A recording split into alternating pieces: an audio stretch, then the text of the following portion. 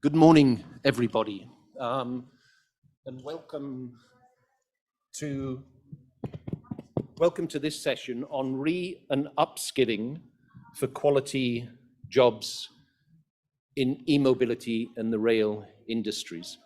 My name is Jamie Leather, and I'm a transport director here at the Asian Development Bank.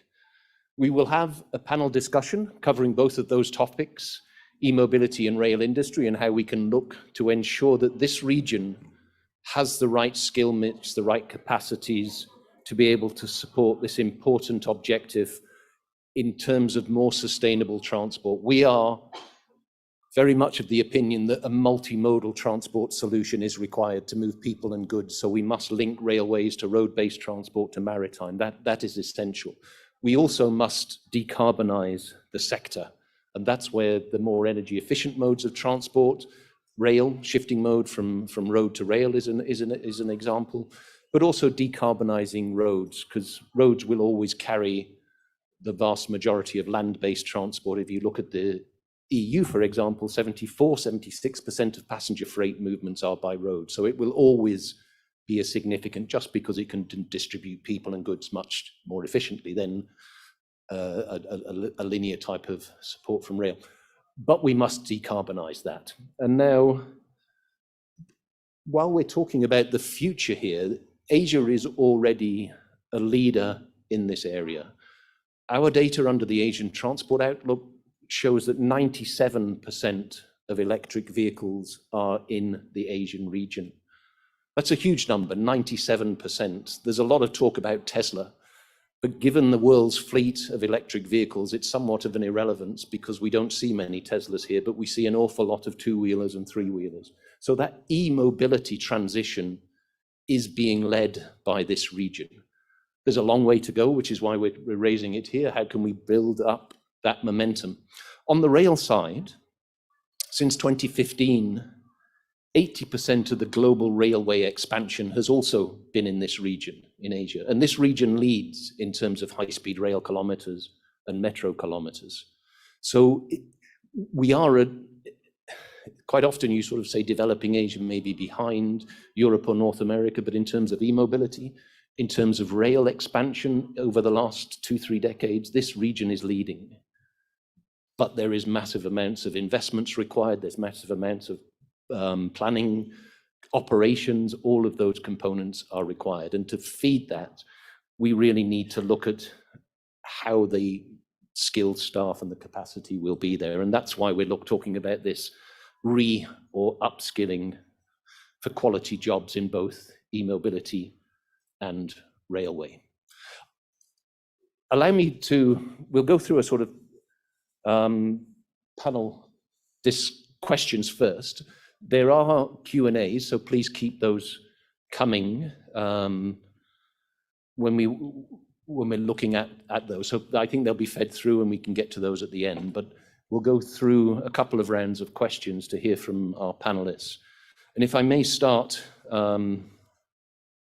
with Navanil Das, who's a vocational training and labor market advisor at GIZ, based in India, but GIZ of Germany. Navanil has worked in the Indian skills development ecosystem for more than 11 years. He's currently looking after GIZ's TVET program, focusing on e-mobility, green skills, and just transition. So very important for the climate change, but also for this region as well. And he facilitates cooperation initiatives, dialogue, and established partnerships among stakeholders in the fields of skilling, livelihoods, and corporate responsibilities. We'll focus on the e-mobility first, so please allow me to also introduce Kathleen Demetra, who's a coordinator at the Urban Change Market Program of the Urban Living Lab Center, which is a UN Habitat collaborating center as part of the Urban Electric Mobility Initiative.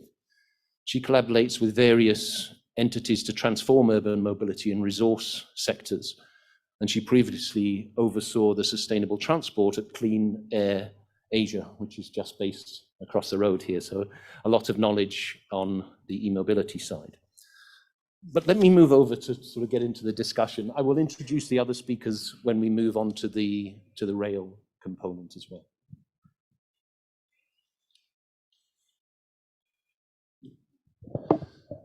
So Navanil, talking on e-mobility in the automobile industry itself, there's clearly a rapid shift in terms of bases. It was heavily European dominated, American. We've seen a lot of Asian increase in the more now traditional Japan, Korea, but there is significant shift in a number of other countries in the region, particularly when it comes to e-vehicles. So how do you see this e-mobility transition for the sector? But back to the topic of this debate, what is the transition required for the labour markets and the skills? And in particular, we've seen a lot of work emerging and a lot of industry emerging in the Indian context. So what are the skills and the labour requirement for the Indians automobile sector? And how do you see these emerging skills develop? Yeah, hi. Good morning.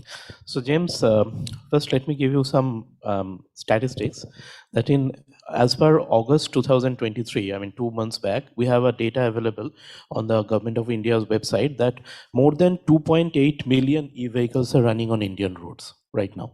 So that includes 4-wheelers, 2-wheelers, and 3-wheelers as well. So now we can imagine that creates a lot of opportunities for people. Like, see, the commercial vehicles that are running in India, like manufactured by big companies, they have their own service centers and manufacturing lines and so on. But what about those 2-wheelers and 3-wheelers that are running in India? So most of the times what they're giving us a opportunity for the people who are not living in the big cities or the metro cities, but living in the small towns or villages or rural areas. So they can learn a trade. They can learn about how to, tinker with a e-bike, how to repair it, how to service it, and then get it on the road again. So the government of India has come up with these skill development policies, which is focused under different short-term skill courses under NSDC, which is National Skill Development Corporation. So NSDC has created these several sector skill councils who actually develop these QPs on skill development on different subjects. So this whole e-mobility course has been developed, has been segregated into 20 QPs. Based, I mean, it has been distributed among 4 sector skill councils. There is a dedicated sector skill council on green jobs, then automotive, then power sector, and the electronic sector skill council. So all of them are like focusing on obviously the main automotive part of the vehicle, which has been covered by automotive sector skill council. Then green jobs cover the charging part of it. Power distribution has also covered by the power sector skill council, and the electronic sector skill council focuses on the software part of the vehicle and the battery management system. So these are the things, like we have estimated that in the next few years there are going to be a huge number of job requirement when it comes to job when it comes to training and placing people, because companies, like, new skills are also coming up which we have not actually thought about, like what to do with these batteries. Like after they are used up, you have to go for a second life of battery. So for that also, like we have estimated in the next coming 2 or 3 years, we will have some 30 to 35,000 people will be needed to to manage these batteries. So I don't think I have much time left, so I'm going to stop here now. But I would happy to come back on this later. We will. I'd love to talk a little bit more on the Skills Council, but I think it just demonstrates how important the policy is for us to do that. Kathleen, if I move to you now. Now, the workforce isn't just sort of the technical parts we're talking, whether that's e-mobility or railway. Clearly, the range of stakeholders, shareholders is quite broad. So how, in that e-mobility side, the vehicles may be a personal decision, but how do we interact with the key decision makers or the urban planners if we're talking e-mobility in an urban context? So how do we incorporate those into the new net zero e-mobility concepts and solutions? What are your views on the training needs for these urban planners and key decisions to support the technical training? Over to you. Thanks, James, for that question. This is a very interesting insight because I will take off from what Navanil here had already mentioned. So we have the industry workforce being upskilled and reskilling. The needs are there, are different parts of e-mobility transition, bringing in the technical rigor. No, now going to the urban planners and the cities. Now there's a need to reintroduce or reskill, upskill the people who are now going to be building our cities.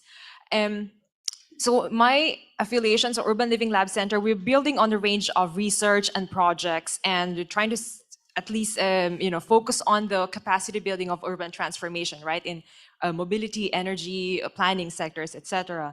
And what we've learned is that there will always be new ways that people are going to be moving, new ways that the goods are going to be moving, and therefore what we want to do is make the most and optimize the resources and the what the universities have to somehow meet the needs and understand the needs of updating the curriculum, for example, at least to reskill the adult learners, but also provide a newer platform like the MicroMasters would be one of them to at least reach and update the urban planners, the cities and practitioners. So what we're doing here is like linking the cities professionals who have been practicing for the last decade or so, and the universities and the urban planners in this regard.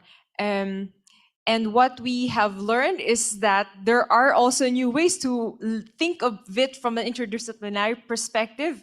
And we have a lot of pilot projects. I have 1 minute. We have a lot of pilot projects. And just to also give some anecdotes here,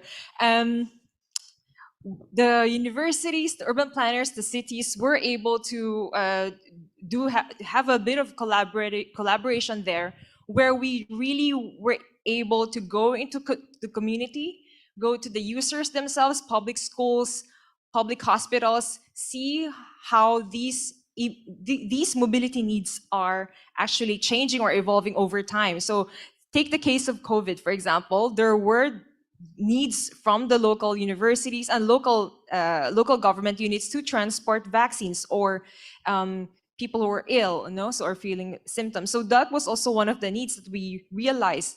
So bringing in the social science, the different disciplines, not just from the engineering, not just from the planning, not just from the energy, but also those who are monitoring, those who are evaluating the policies and adjusting and refining them to evolve together with the mobility needs. Thank you very much, Kathleen. Please don't be too worried about the time. I will encourage you all to put your questions in. This is a really interesting topic, I think, so I'd also encourage you to grab our speakers at the end or invite them for lunch if you feel so, to try and follow up. That's far too much to be given. We're just giving a sample of what is required and how it's required. The detail, the devil is always in the detail. So please approach us afterwards to push into this. If I may, Navanil, go back to you. You mentioned these skill councils at the Indian government, and it's great that the government is taking such a strong leadership in that. Those skill councils, how is their work on educations and skills, particularly within the e-mobility?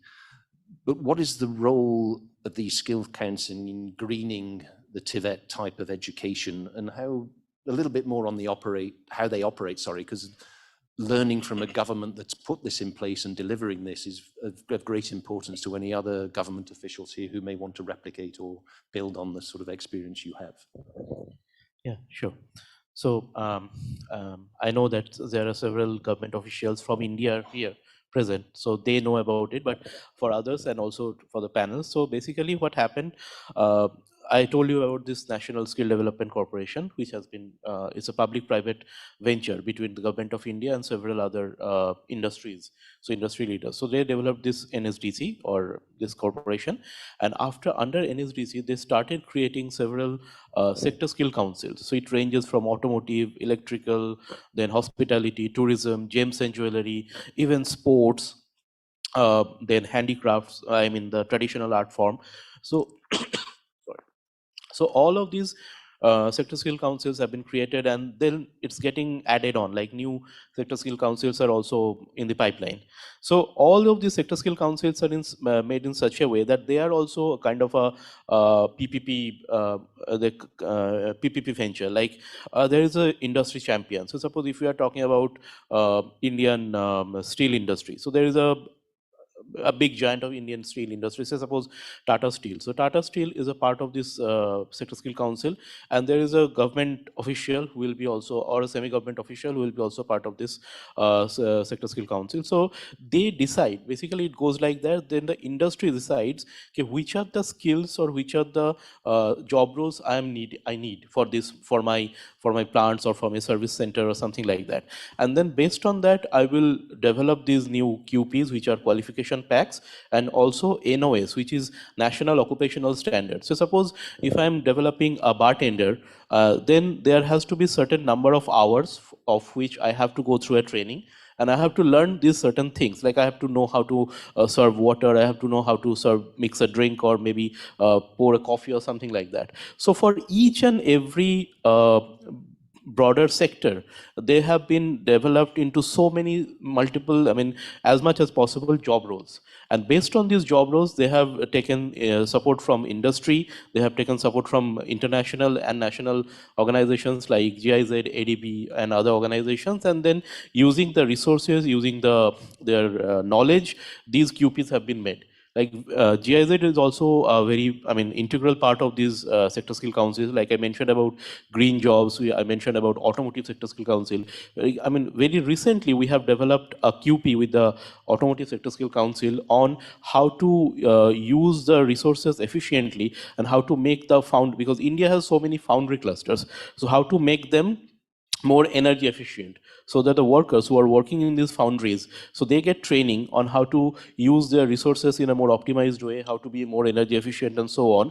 So this QP has been developed because GIZ had supported the Automotive Sector Skill Council to develop this QP, which has been developed, and now we are at the, we're planning to roll it out into several places where they will be trained. So likewise, there are so many things, other things also we're working on. We have worked with the Retail Sector Skill Council, we have worked with the Pharmaceutical Sector Skill Council.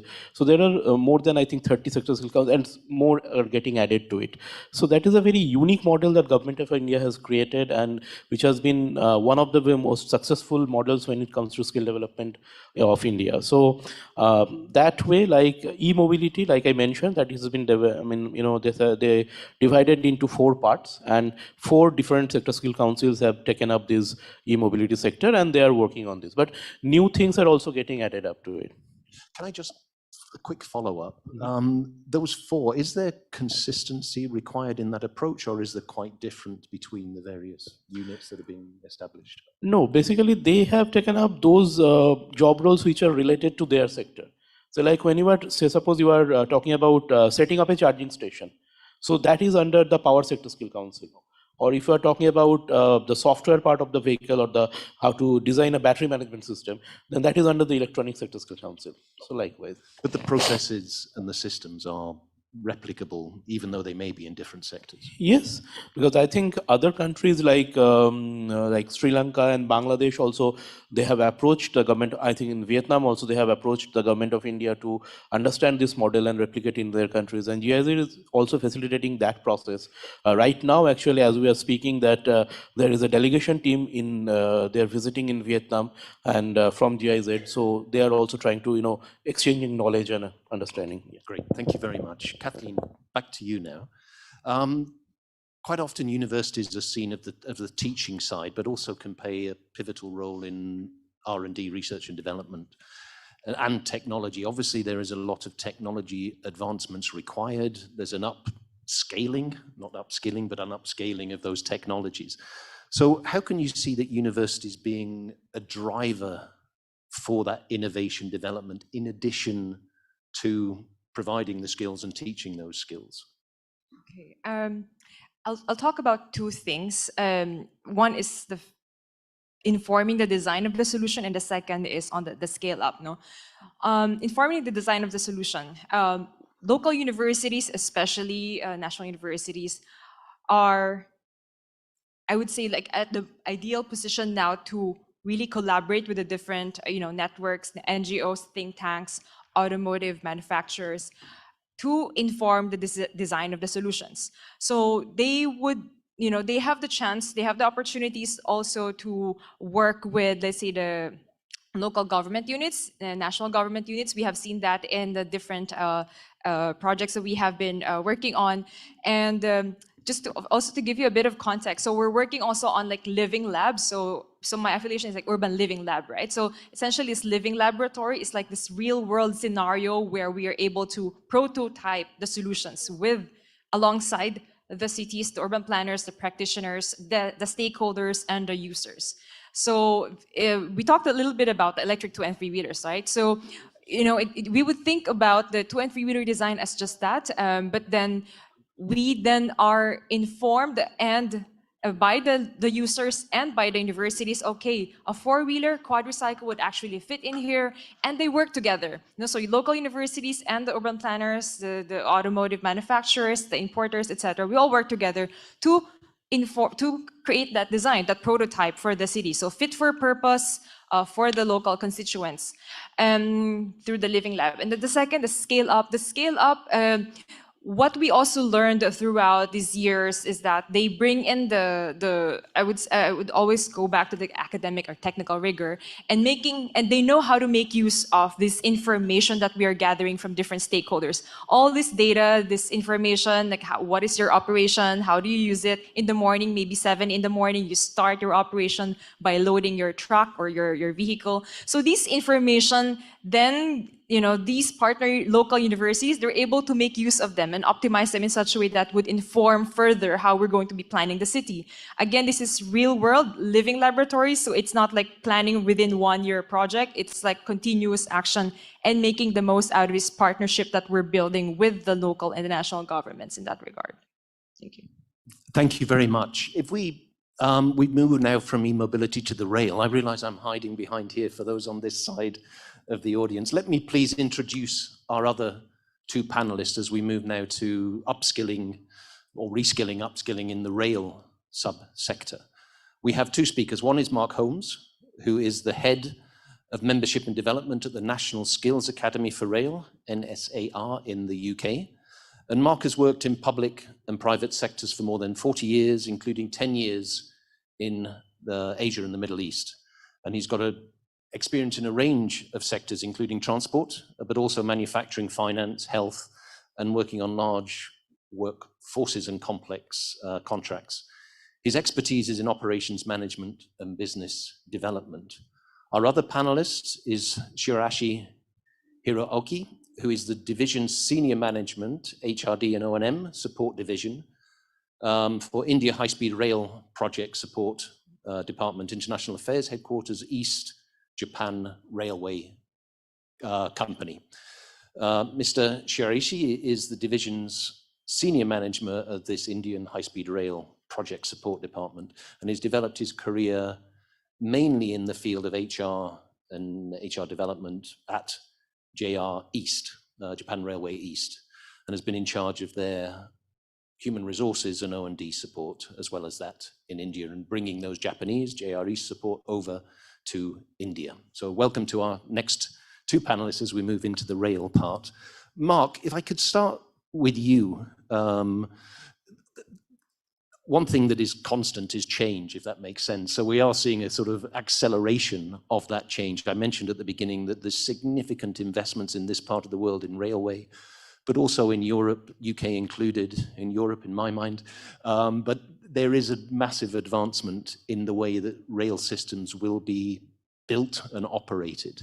But given that, and the other components, sort of the digital transformation, the green requirements, it's not just build me a simple railway. There's many more going into those components as well. So how do you see digital components, green technologies being brought into this skills needs within the railway sector? We're not just looking at hardcore rail engineers anymore. We're looking at how these other pushes and advancements, innovations can be brought in on the digital side and the need on the green side as well. So what does NSAR do to ensure that the supply of talent and the right skill mix is made available to deliver those best railway solutions. Thank you.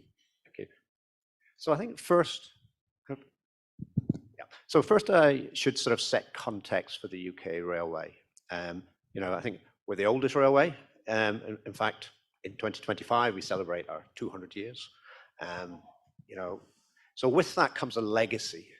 We have fixed systems, the way we work, the way we do things, the assets that we have. So moving to digital and green technologies, we see the need. It's essential, but it needs to be thought about. It needs to be planned. For instance, we have 15,000 kilometers of track. We have 15,000 railway vehicles. It's something like 1.4 billion passenger journeys per year, 80 million tons of freight are moved per year. So that's using existing technologies and systems. So to say, let's move to digital, we can't do it immediately.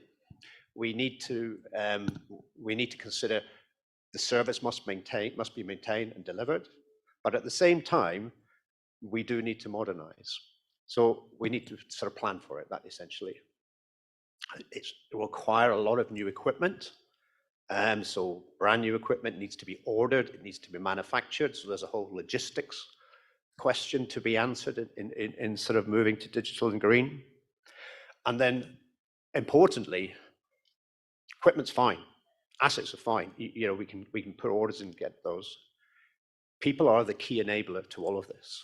So unless the workforce has the right skills, then we're not going to be able to take advantage of these digital and green technologies. So workforce is critical. So the challenge that government has set, because rail is often, in most cases, publicly funded.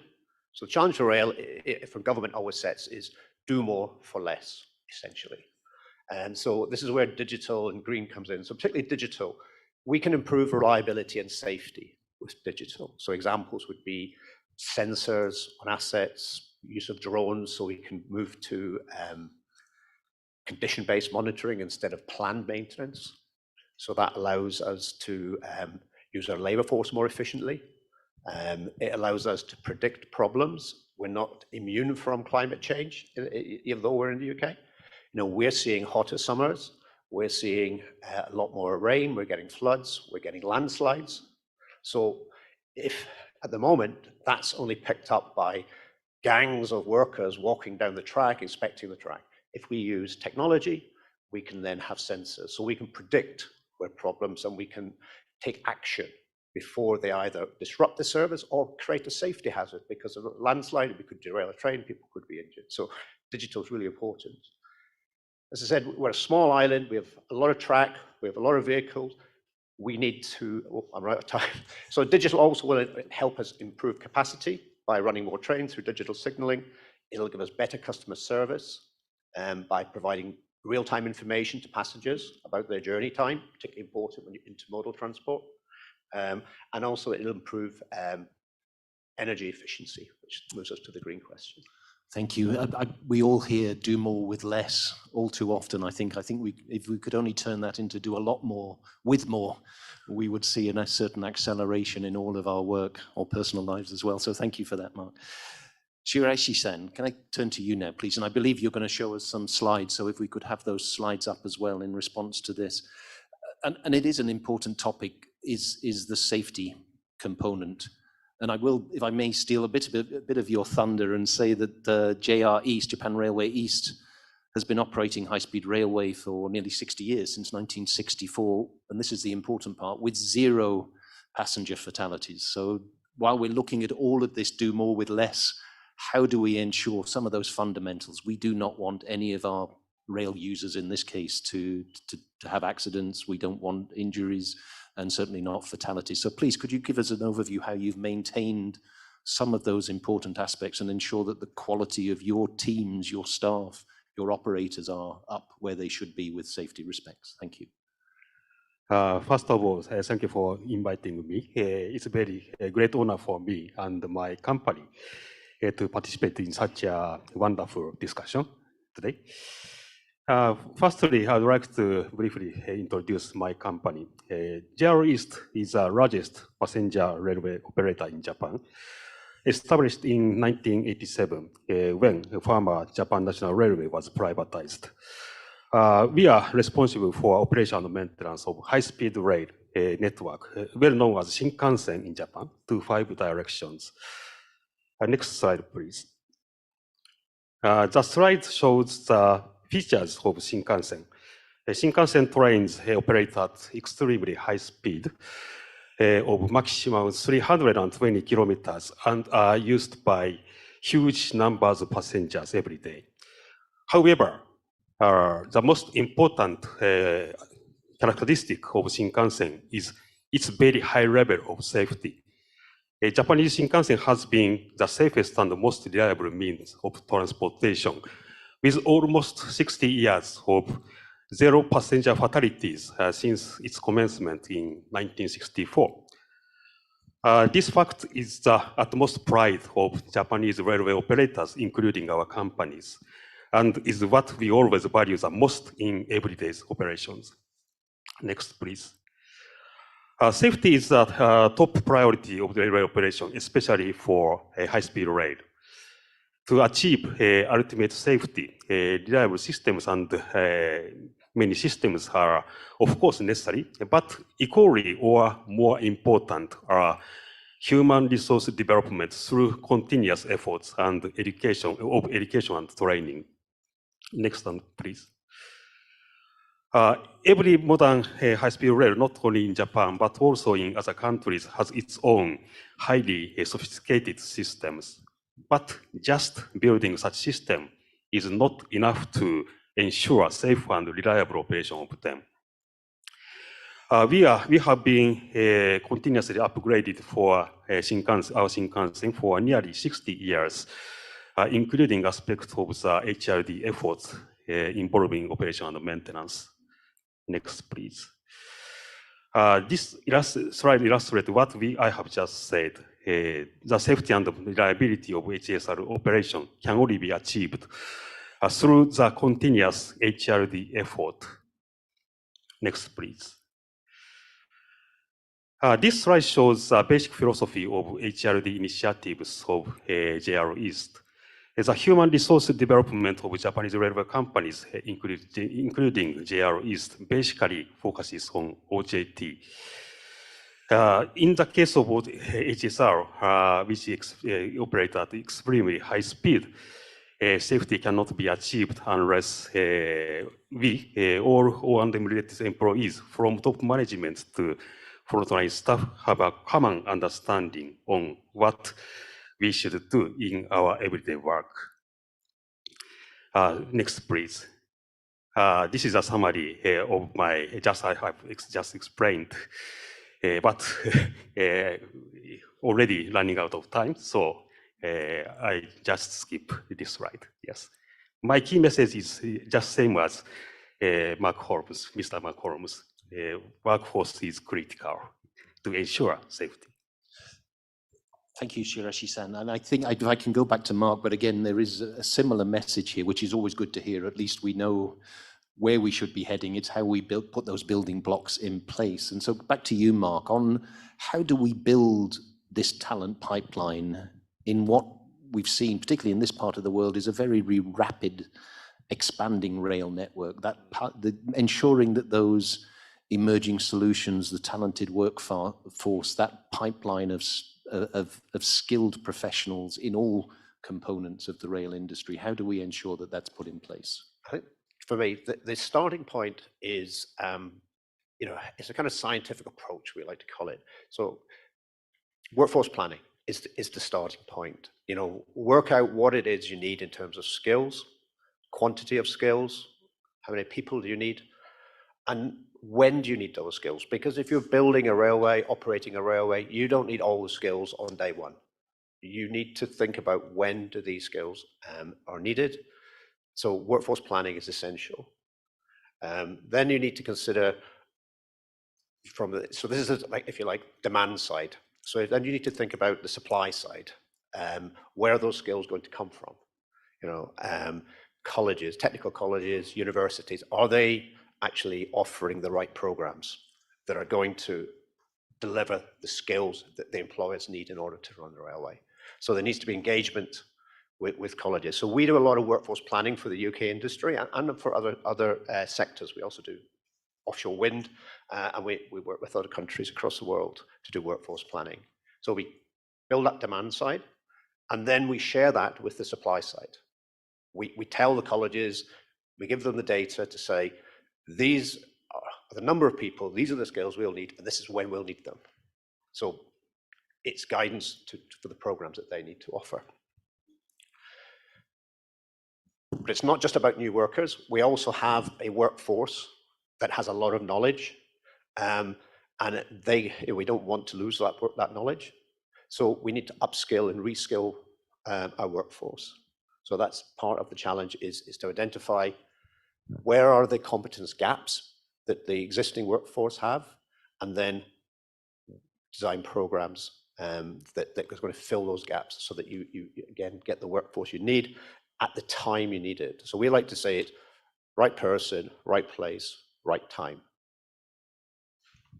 Okay, thank you very much, Mark.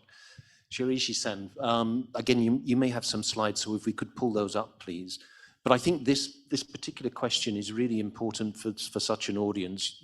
Obviously, JR East, as you showed in your last set of slides, has done incredible work and continues to do incredible work. But how do we take that expertise, as Mark was saying, how do we take that and ensure that it's more broadly utilized, perhaps in other countries? And that's what I wanted to get to. So JR East is supporting the human resource development as part of the Mumbai-Ahmedabad high-speed rail. Could you give us a little bit of, that's India's first high-speed rail, sorry. Can you give us a little bit of insights on how that knowledge transfer capacity development from a successful operator in Japan is being transferred into the India context? Thank you for your question. I'd try to briefly explain our challenge in India. Yes. The Mumbai and Ahmedabad HSR project, MAHSR project, is a national project of India that will run India's first HSR on the 500 kilometers corridor between Mumbai and Ahmedabad. In 2015, it was confirmed by India-Japan government that the project will be implemented with the technology and experience of the Japanese Shinkansen. Next, please. This slide shows the position of JR East in MAHSR project. We are cooperating in the project as a request of the government of Japan as a railway operator with knowledge and experience of HSR operations. Next, please. I use this slide also in my earlier explanation. I think it is totally same also in MAHSR as in Japanese Shinkansen, and that HRD effort are extremely important to realize safe and reliable HSR. Next, please. This slide shows the basic concept of HRD plan of MAHSR. Approximately 3,000 to 4,000 staff are required to operate and maintain MAHSR. The training of the core staff will be conducted in Japan, and they will be responsible for training the rest of O&M staff in India. Next, please. This slide shows the outline of the training plan for O&M staff of MAHSR. The plan aims to train necessary staff in the order their ranks from top to the bottom. As the training has to be completed before the opening in the next several years. The training has to be planned and conducted in an efficient and well-planned manner. We are currently implementing a training program for the key O&M leaders, the second from the top of the chart, where 13 Indian officers are undergoing 9 months of OJT at JR East. Next, please. This slide shows the roles of responsibility of the key O&M leaders. They are truly the key members who are responsible for the practical O&M activities in each division of MHSR. Next, please. As I explained, they are truly key members of the final success of the project.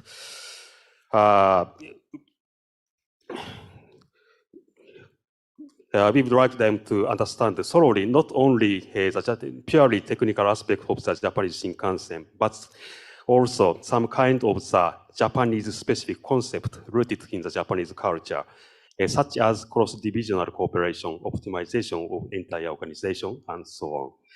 That is why we are conducting now a 9 months long OJT program in Japan.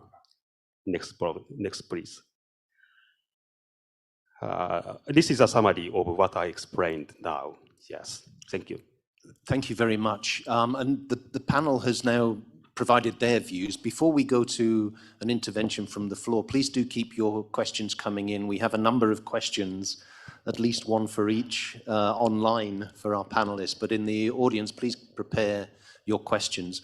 But these are very exciting times in Metro Manila for the rail investment. So we would like to invite one of the audience to give us their views on what has been said. And Patrick Adams Sanjuan, who is the Senior Programs Officer at JICA, to reflect on what the panel said. And he's involved with the technical assistance to establish the Philippine Railway Institute. When I said it's exciting times, there are tens of billions of dollars being invested in the Philippine rail system. Exactly as we've heard, whether it's e-mobility, but in this case, railway, where are those skill sets coming from? This rail institution is so important to be able to make sure that we have that capacity, have those staff, have the operators to take on that infrastructure when built and operate it for the next, how long did you say, Mark? UK Railway, 100+ years. So it's a long-term investment, and the money should go in now to ensure that all those benefits are realized because they are being operated correctly. Patrick, please give us your interventions if you may. Thank you for this opportunity. I'm Patrick from JICA, and I was very fascinated to hear about the experience of our panelists. That is something that we also aspire here in the Philippines to have a broad experience in the railway industry, and that is why JICA is really very keen to work with the Philippine government to expand the railway transportation system here, and through the partnership with companies overseas as well. So we have heard from the panelists 200 years of experience, 65 years operating high-speed railway, and JICA as one of the partners here in the Philippines, we are investing not only in the hard infrastructure or what we are supporting, for example, the Metro Manila Subway, the North-South Commuter Railway, co-financed with the ADB. But we also realize that it's not enough to provide cooperation on the hard infrastructure.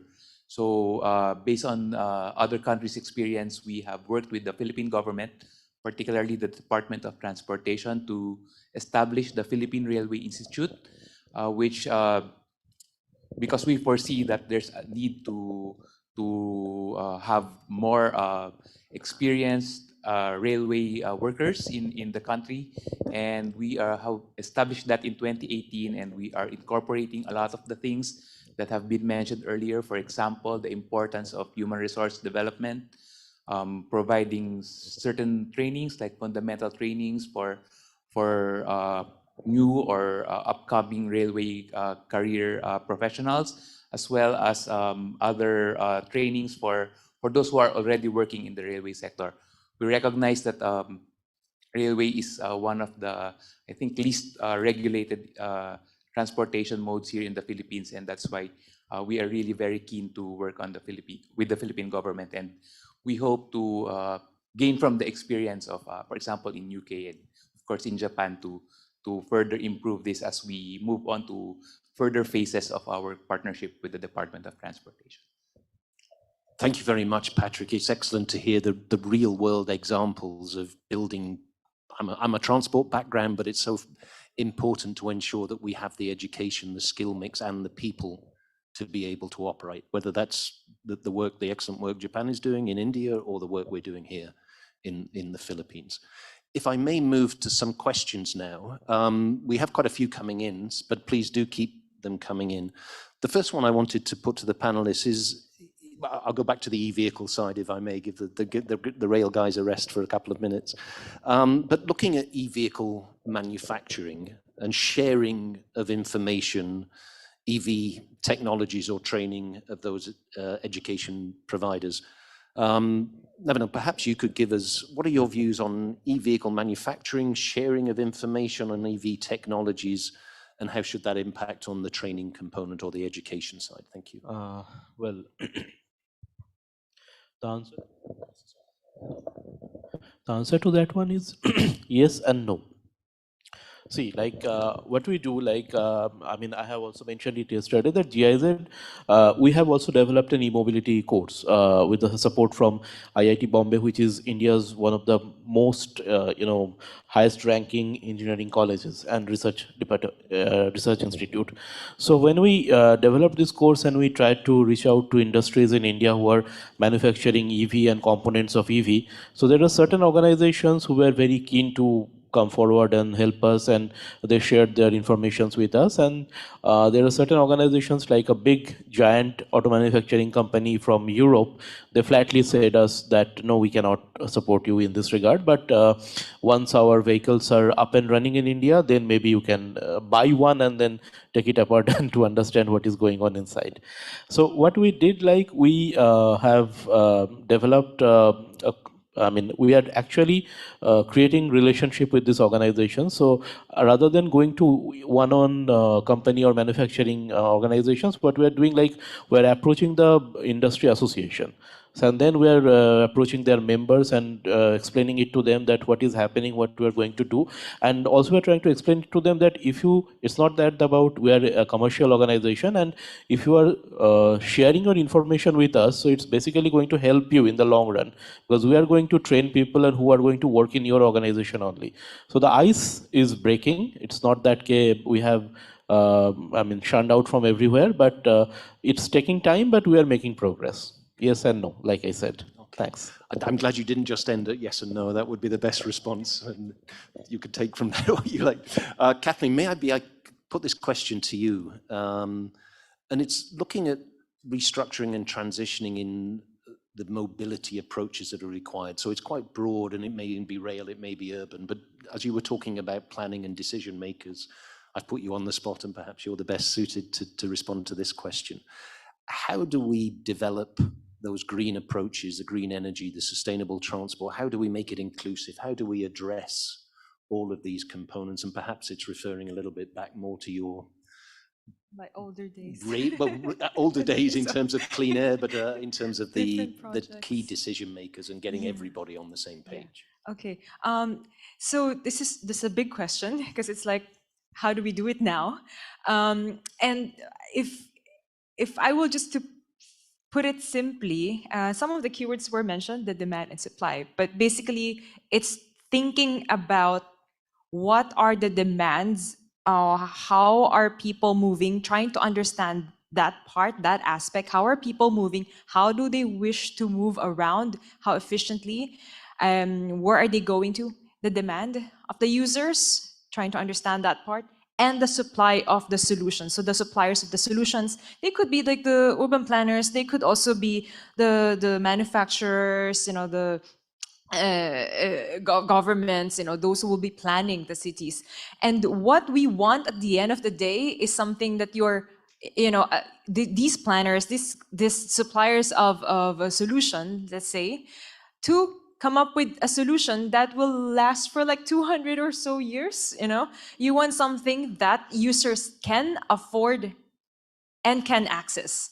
And normally when we talk about e-mobility, we would probably be thinking about just vehicles, but we're looking at it more broadly from that perspective of planning, and it being wealth creation, job creation, and contributing it to this green transition of and net zero targets of countries. So that's a very key point on that. Thank you very much, Kathleen. Mark, there's a question up, and I believe everyone can see them now. This may be the hardest question up there, so I hope you don't mind if I put it to you, Mark. does the rail, I mean, it's very general and broad, so you can look at this how you want. Does the rail sector need more specialists or generalists? And if we're talking about upskilling, reskilling, I don't want an exact percentage down to 3 decimal points, but where should the emphasis be placed? Okay, so here's the diplomatic answer. Both. Okay, it isn't a binary question. We do need specialists. We definitely will need more experts in electrification, in power, in software engineering, data analysis. What else would we need? We need cybersecurity as we collect more data and so on. So we definitely will need people in there, but they will be the specialists, and they will be, I guess, smaller percentage of workforce. We will still need lots of engineers, technologists, HR people, professional services, and we will still need operatives that may be at a level 1 or 2 skill. Not everything has to be highly skilled. So if I was to say, our measurement is that currently the UK skill workforce is probably at level 3. And we estimate that to deliver the digital and green technology ambition that we have, that workforce skill level will be sort of 2/3 of the workforce will be level 4 and above.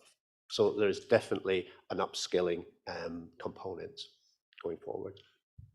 Very good diplomatic answer. Thank you, Mark. Shirashi-san, maybe the last question to you, and this is relating back to your experience, JER East, who has done excellent work back in Japan. And how do you take that to other countries, as you showed? But zooming in on, what do you believe are the most important factors when taking Japan experience and trying to embed that and build that up in countries that you're supporting?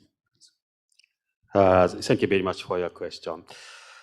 As we all know, railway operation itself so far has been a very domestically oriented business, maybe especially in Japan. So our company does not have sufficient experience in dealing with overseas business like MHSR project. Of course, the safety and security aspect are very important. It's first priority. But other than that, we can tackle with many other issues, such as various regulations and commercial rules, including taxation issues in other countries. And as you also mentioned, another major challenge, maybe the most important one, is to secure appropriate human resources. So we are taking necessary measures in this respect.